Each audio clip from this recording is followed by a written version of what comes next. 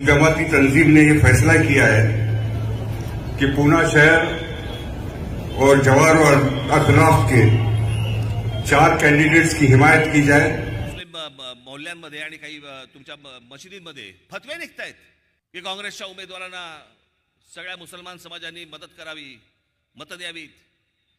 आता या निवडणुकीच्या तोंडावरती हे तुम्ही फतवे काढताय। समजले कोण हे तुम्ही? मुस्लिम समाजाला काय समजलात तुम्ही? तुमची घरची गुरढोर आहेत। उद्धव ठाकरेंच्या शिवसेनेला मतदान करा। जर हे मशिदींमधनं हे मौलवी जर समजा यांना फतवे काढत असतील की यांना मतदान करा म्हणून, मग आज राज ठाकरे तुम्हाला आज फतवा काढतो। माझ्या तमाम हिंदू बांधवांनो, भगिनींनो आणि मातांनो,